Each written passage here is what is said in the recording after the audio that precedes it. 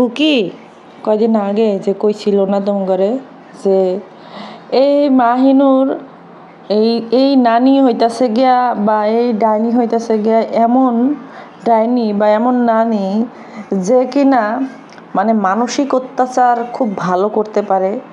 একটা জিনিস যদি তার মন মতো না হয়, যতক্ষণ পর্যন্ত না সে জিনিস নিজে হাসিল করতে পারছে ততক্ষণ পর্যন্ত সে গেজাইতেই থাকে। বিষয়টা বলছিল তার মায়ের মানসিক অত্যাচার করে।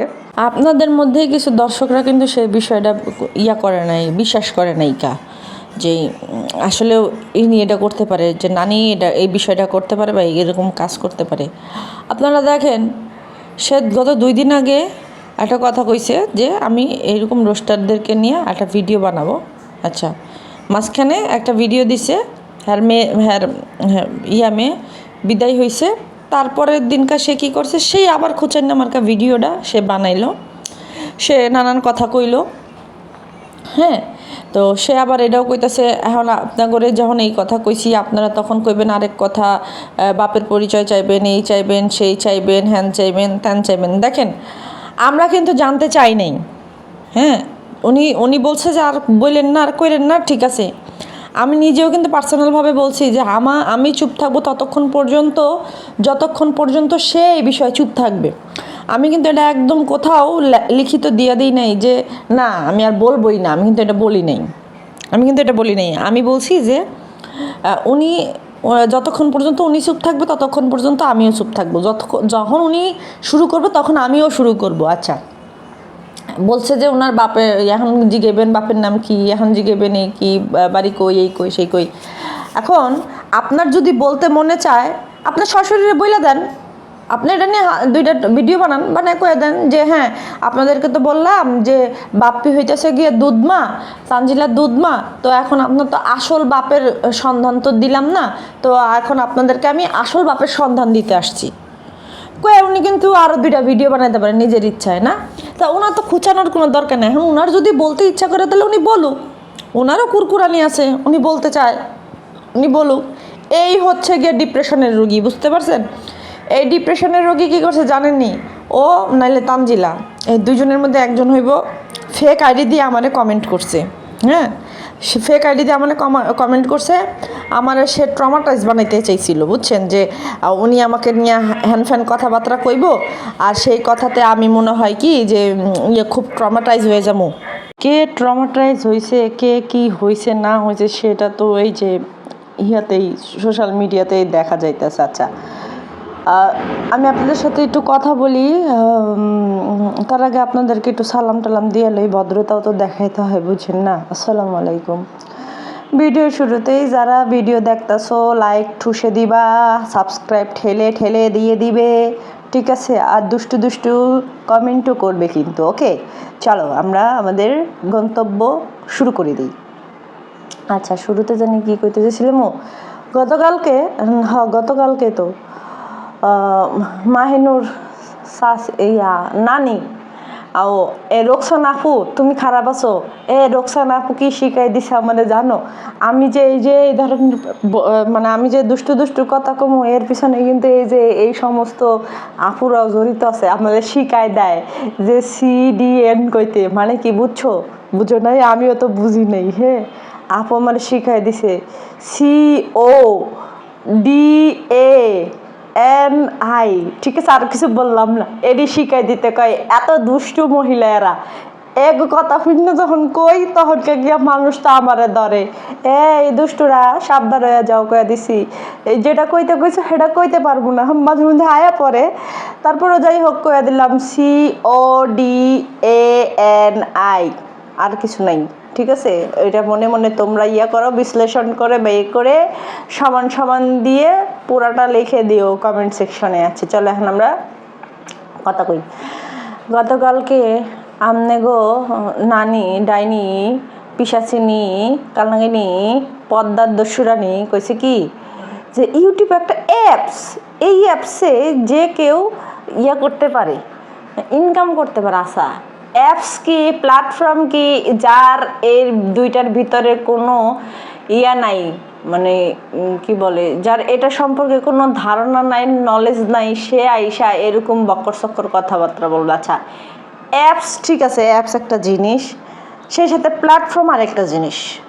এই প্ল্যাটফর্মে গিয়ে কাজ করে সবাই, কম বেশি সবাই কাজ করে, এমন না যে কাম করে না। হ্যাঁ, কাম করে না কারা জানেন? কাজ করে না এই যে আমগো নানি, দাদি, তারপরে মা, চাচি, এরা কাজ করে না, এছাড়া কিন্তু আমরা কাজ করি। তো সুতরাং অ্যাপসে থাইকা সবাই কাজ করে। হ্যাঁ, মাহিনুর যেরকম অ্যাপসে আগে কাম করে বেড়াইতো, হেডারে মনে করছে এরকম অ্যাপস। আচ্ছা, এখন ওনার সমস্যা হইতেছে যে মানুষ মুখ দেখায় না কেন, ওনার মানুষের মুখ দেখার খুব শখ। তাহলে আমিও বলতে চাই যে উনি যখন ওনার নাগরকে নিয়ে ভিডিও বানাইতো তখন উনিও কেন মুখ দেখায় নাই, কিসের জন্য মুখ দেখায় নাই? ওনার ইউটিউবের গন্ধ নামক চ্যানেলে যখন ইয়া করছে, অন্যান্য রোস্টারদেরকে যে নোংরা নোংরা কথা বলতো, সে একটা মহিলা হইয়া আরেকটা মহিলার যেই ধরনের কথাবার্তাগুলো বলছে আমি তো আপনাদেরকে শোনাইতে পারি, আমার কোনো সমস্যা নেই। তো সেইখানে সে কেন ওটা মুখ দেখায় করে নাই? তার যেটা কি বলে, তাও ভয়েস চেঞ্জ করছিল মনে হয়, চেঞ্জ কইরা রোস্টিং করতো। এই যে ইনার যেই অপকর্মগুলো এইটা করছিল, যে ড্রামা ডিটেকটিভ নামের একটা আপু মনে হয় ছিল, ওই আপুর চ্যানেলের ভিডিও আমার সামনে কয়েকবার পড়ছে, পড়ার পরে হয়তো দেখছিলাম, খুব সুন্দর উপস্থাপনা করছে। তারপরে একদিন হঠাৎ করে দেখি যে আপুর চ্যানেল নাই, অনেক খোঁজাখুঁজি করছি, পাই নাই, তো এরপর আর নাই।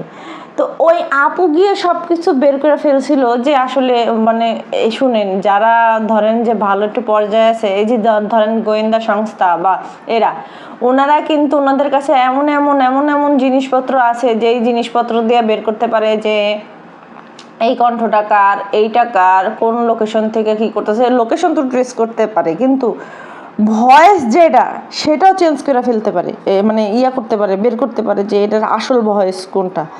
যেহেতু ওই আপু হয়তো গিয়ে কোনো ইয়ার সাথে জড়িত ছিল, তার জন্য হয়তো আপু বের করতে পারছে, আমি জানি না, বাট আপুটা বের করতে পারছিল যে এটা হচ্ছে গিয়ে তিশার তো আপায় তখনকার গিয়া সহি শুদ্ধি আপা, আমাদের নানি, সহি শুদ্ধি নানি, হে নানি কেন সেটা বের করছিল, মুখ ডাইকা ভিডিও বানাইছিল কেন? লজ্জা লাগে? আচ্ছা, এখন আমি একটু বাপ্পির একটা বিষয় আমি আপনাদের সাথে কথা না বললেই না। বাপ্পি যে প্রথম যেদিন তানু মণ্ডলের নিয়ে ভিডিও দিয়ে কাইন্দা একটা ভিডিও বানাইছে, মানে দুধমাইয়ারে নিয়ে ভিডিও বানাইছে, সেই ভিডিওর মধ্যে কইতাছে আমার মেয়ের কোনো চাহিদা ছিল না, তারপরে গিয়া আমার মেয়ের কোনো ছিল না, ব্যাড রেকর্ড ছিল না, ব্যাড রেকর্ড না থাকার কারণে কেন আমি তাকে বিয়ে দিলাম, এটার জন্য তার অভিমান হইতে পারে। আচ্ছা, তার দুধমাইয়ার কি কোনো ব্যাড রেকর্ড ছিল না?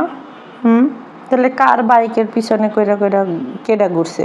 আর এই যে দুধ বাপ্পির মায়ে কি মানুষের বাইকের পিছন করে ঘুরছে না? তানুমণ্ডল ঘুরছে। আচ্ছা, তাহলে আমি আপনাদেরকে একটা কথা বলি, আমার থাম্বনেলে যে ছবিগুলো দেখতেছেন না, যে ছবিগুলা, এই ছবিগুলো হইতেছে তানু মণ্ডলের।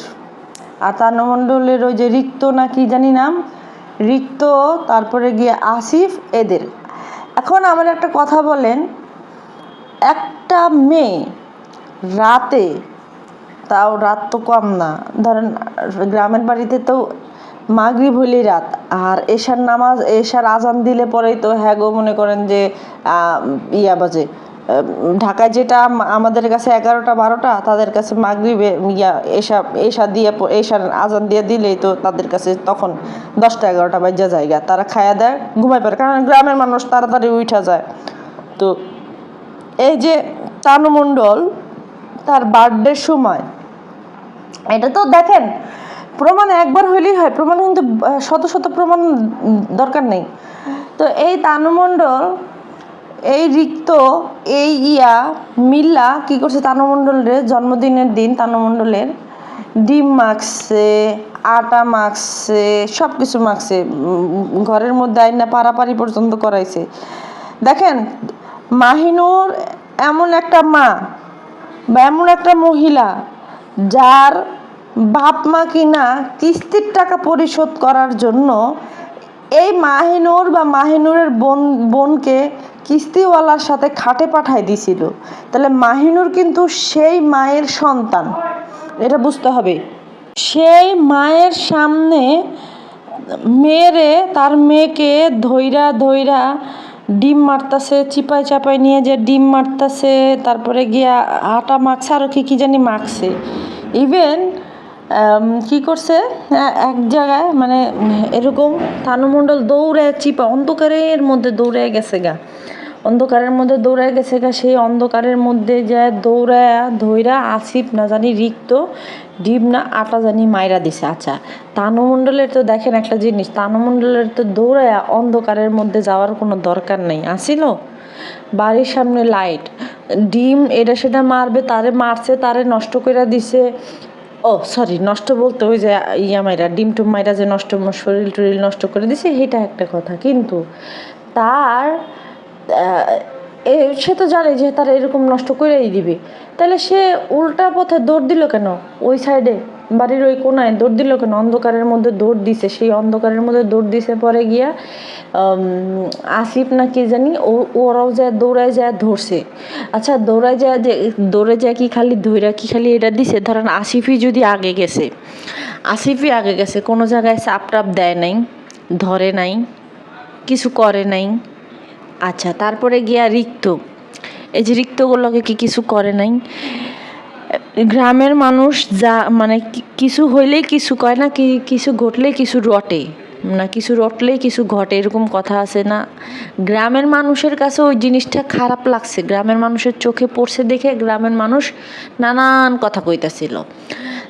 এই যে তার মেয়ে যে মানে বাপি যে দুধ মা, এই যে বাপ্পি দুধ মায়ের যে দুধ কন্যা, এই দুধ কন্যারে রাইতের কয়টার দিকে সারপ্রাইজ দিছে, গিফট দিছে। কারা দিছে?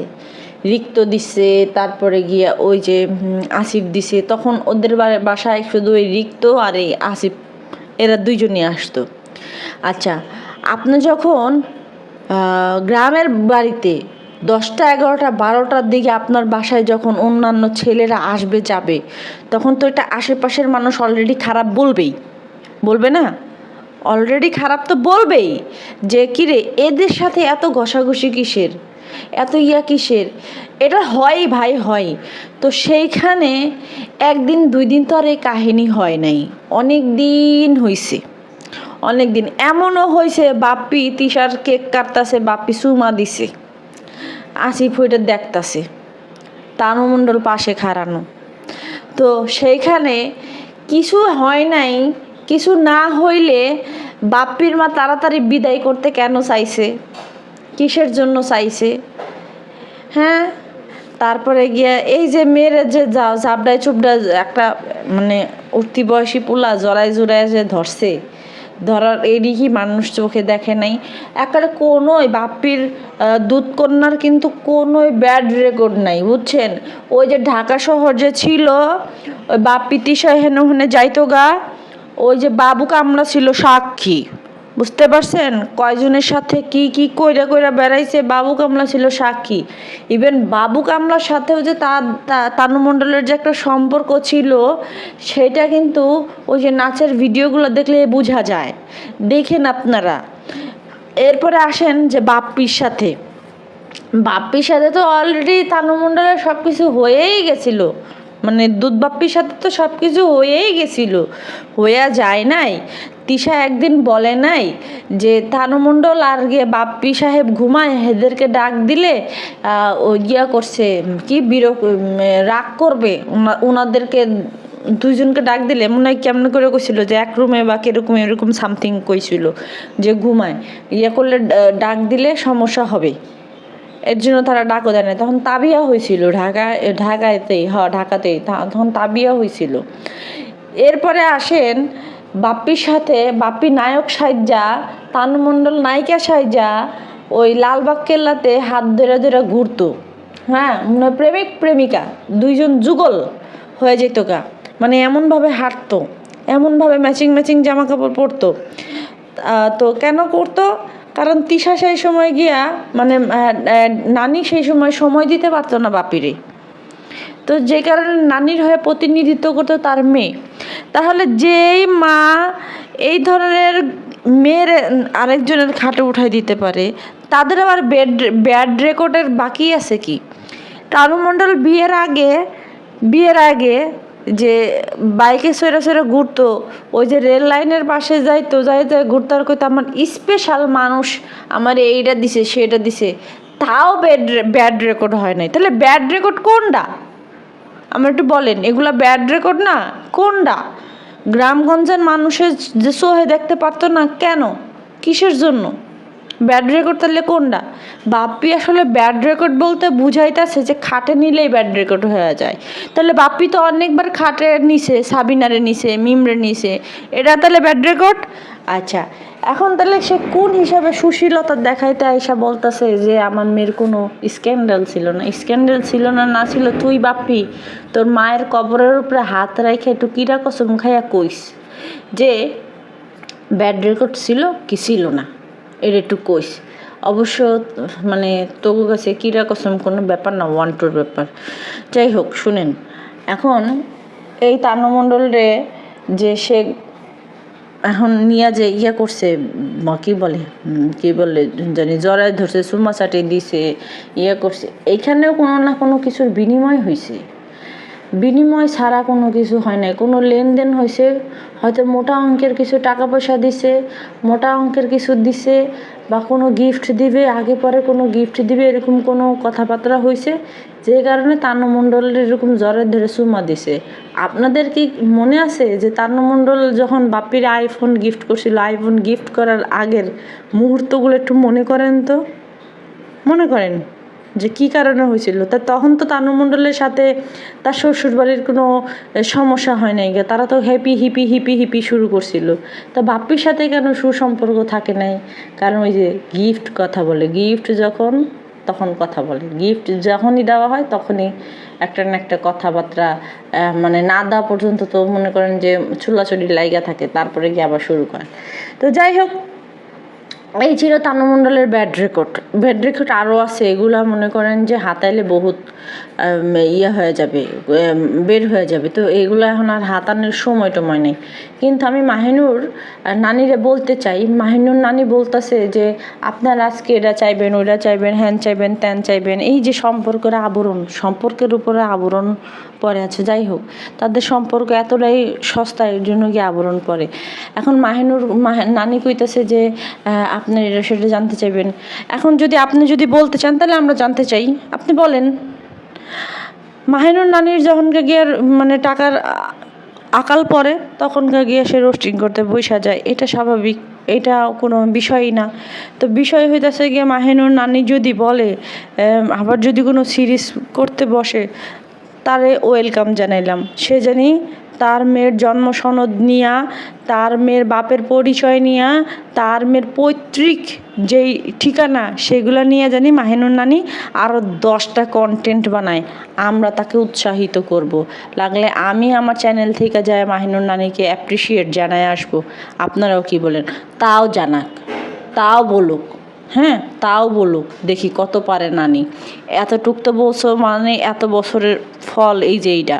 তো এখন নানিও বেশি খুঁচাইলে ওই খুঁচানি শুরু করবো যে তাহলে বাপের পরিচয় দাও, বিয়ে তো 5টা।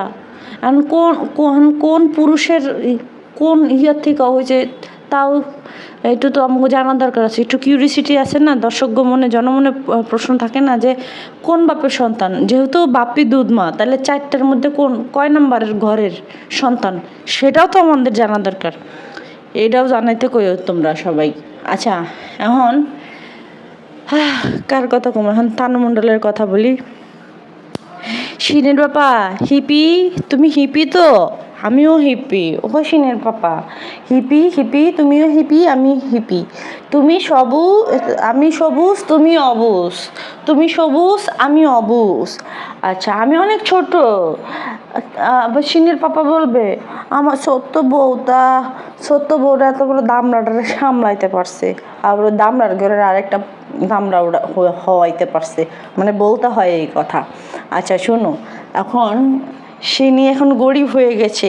আমার শ্বশুরবাড়ি গরিব, তাই আমিও গরিব। ও মা, তাই গরিব মানুষের আবার ফ্ল্যাট হয় কিভাবে? হ্যাঁ, গরিব মানুষের ঘরে গরিব মানুষ ফ্ল্যাট বুকিং করে কিভাবে? যাই হোক, ওই যে কিস্তির টাকা পরিশোধ করতে হবে। এখন আসেন তানু মণ্ডলের ব্যবসায়িক কিছু সুতার কাহিনী দিয়া। তানু মণ্ডলের দোকানে যে সমস্ত প্রোডাক্টগুলো ছিল, সেই দোকানের জিনিসের প্রোডাক্টগুলো কই, মানে ওই তার প্রোডাক্টগুলো কোথায়? নাই কিন্তু। তার শপের মধ্যেও কিন্তু সেরকম কোনো প্রোডাক্ট নাই, বেশি নাই। মানে সে যখন বাসা নিছে, সেই বাসার মধ্যেও কিন্তু তার কোনো প্রোডাক্ট নাই। হ্যাঁ, তাহলে প্রোডাক্টগুলো কই? তাহলে প্রোডাক্টগুলো রিটার্ন করছে, হয়তো কিছু টাকা আনছে বা কিছু তার এখানে নাই। আচ্ছা, এখন তানু মণ্ডল কালকে আপনাদের কাছে যখন অ্যাড দিতে আসছে, অনলাইনে যখন অ্যাড দিতে আসছে, কইতাছে যে আমি দোকানটা দেখাইলাম, আসলে এখান থেকেও ম্যানেজ হয়ে গেছে, এখানেও অনেক মানুষের দোকান নিতে চাইতেছে আমাদের কাছ থেকে, তো আমি ভাবলাম যে অনলাইনেও জানাই দিই। আচ্ছা, ধরেন আপনার একটা জিনিস জোগাড় হয়ে গেছে গা, ধরেন সাপোজ আমি আপনাদেরকে বলি, আপনারা একটা জব খুঁজতেছেন, এখন আপনি একটা জব পাওয়া গেছেন, এখন এই জবটা পাওয়ার পরে আপনি কি পরবর্তীতে আরও জব খুঁজবেন? আপনার তো একটা জব পাইছেনই, তো হ্যাঁ ঠিক আছে, হয়তো স্যালারি কম, ভবিষ্যতে গিয়ে আপনারা অন্য, মানে আপনি যদি থাকেন তাহলে গিয়ে আপনার স্যালারি বাড়বে বা আপনার প্রমোশন হবে, হ্যান ত্যান। তো এখন আপনার একটা জিনিস থাকতে তো আপনি আরেকটা জিনিস খুঁজতে যাবেন না।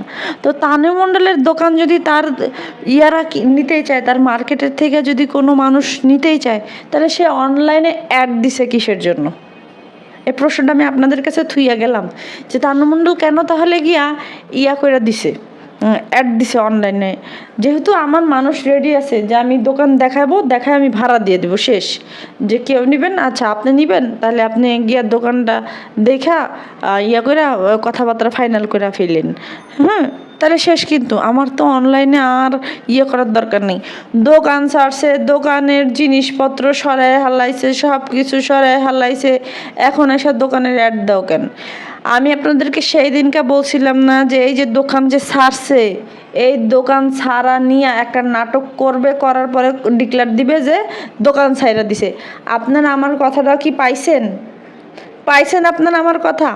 আমি আজ পর্যন্ত যতটুকু যাই বলছি না কেন, আলহামদুলিল্লাহ একটু হইলে সত্য হইতে হয়েছে। কারণ শোনেন, আমরা বিশেষ করে আমার তো আর কোনো টিম নাই, বা আমার কোনো ওই যে প্রশাসন নাই যে মানুষের ঘরের খবর প্রশাসনে রাখবে। আমি প্রশাসনকে খবর দিয়ে বলবো যে এই ওখানে কি হয়েছে, অমুক ঘরে কি রান্না করেছে, ওটা আমাকে এনে একটু বলো, তো বলবে। আমার তো আর এরকম লোক নাই। আমি কথা বলি মানে আন্দাজের উপরেই মানুষ বেশ করে কথা বলে। তো এই আন্দাজের কথাগুলো যে সঠিক হয়ে গেছে আপনারা পাইছেন। আমি বলছি যে দোকান যে ছাইরা দিছে, এই দোকানের দেখেন ডিক্লেয়ার হয়ে যাবে, আর এই ডিক্লেয়ার করার জন্য তারা একটা সুতা ধরবে, সুতা ধইরা এই যে আপনাদেরকে ডিক্লেয়ার দিয়ে দিছে। এখন আমার কথা হইতেছে যে এই ডিক্লেয়ারটা তো তুই আগেও দিতে পারতি, দেশ নাই। ওই যে ব্যবসা লাটে, তারপরে গিয়ে মনে করেন যে বসায় কয়দিন আর দোকান ভাড়া দেওয়া যায় বলেন? আমারে তো কুষ্টিয়ার আপুরা তো কইছে যে আপু দোকানে লাইট রাখে বন্ধ কইরা, তারপরে তোমার ওই অয়নের ভিতরে শুয়ে থাকে, তারপরে কেউ যদি যায় তাহলে গিয়া লাইট অন করে মানুষের জিনিসপত্র দেখায়। ঠিক আছে, এই ছিল তো। বৈশা কয়দিন, মাসের 20,000 টাকা দোকান ভাড়া দিতে হয় বসায়া। আচ্ছা, এখন তানু মণ্ডল যেইভাবে আপনাদেরকে বলছে যে এখানে বলছে এখানে লোকে দোকান নেবে, দোকানটা কোথায় দেখছেন আপনারা? স্কেলেটর থেকে ভিতরে, আর তার দোকানের পাশে কি ক্যান্টিন। এরকম চিপা জায়গার মধ্যে মানুষ দোকান নিতে যাবে কোন মানে কিসের ভিত্তিতে? মানুষের দোকান নাই স্কেলেটারের আশেপাশে, লিফটের আশেপাশে দোকানগুলো নাই, সেইগুলো মানুষ লিফটের থেকে বের হয়েই তো গিয়ে আগে শপে ঢুকে, সেইখানে গিয়া তানু মণ্ডলের দোকানটা হইতেছে গিয়ে সেই লিফটের থেকে ভিতরে, আর দোকানটা খুবই ছোট। তো সেইখানে মানুষ কারা দোকান নিতে চায় সেই সমস্ত মানুষদেরকে একটু দেখায়, মানে দেখাইলে ভালো লাগবে। আর এক সিরিয়ালের মধ্যে কাপড়ের দোকান কতগুলা, এখন হ্যাগো দোকানে যাইবো না, ও পচা জিনিস বেছে হ্যার দোকানে যাইব। তো এই হইতেছে গিয়ে এদের ফটকামি বাটপারি। আপনাদেরকে আর কত বলবো যে এরা মানে প্রত্যেকজন হইতেছে গিয়ে নাটকের নাটকবাজ, মানে কি কিতা কইতাম, মানে কি অভিনয়টা জানে যে ওনারা যা জানে আর মানুষ কেউ কোনো কিছু জানে না। এই যে শাশুড়ির সাথে খুবই ভালো সম্পর্ক, হ্যাঁ, শাশুমা শাশুড়ি শাশুড়ি চাচি শাশুড়ি, মানে সবাই খুব, মানে সবার সাথে এখন খুব ভালো সম্পর্ক, অথচ থাকে কিন্তু চোরের মতো। দেখছেন কেমন চোরের মতো করে থাকে। তো এরকম করে এদের নাটক করে আসলে জীবন চলাইতে হবে, জীবন পার করতে হবে, খাইতে হবে। এরকম জীবন এরা স্বাভাবিকভাবে, আমরা যেরকম স্বাভাবিক জীবন লিড করি, এরা মা মেয়ে এদের মানে পুরা গোষ্ঠী এরকম স্বাভাবিকভাবে স্বাভাবিক জীবন লিড করতে পারবে না। সবাই ভালো থাকবেন, টাটা।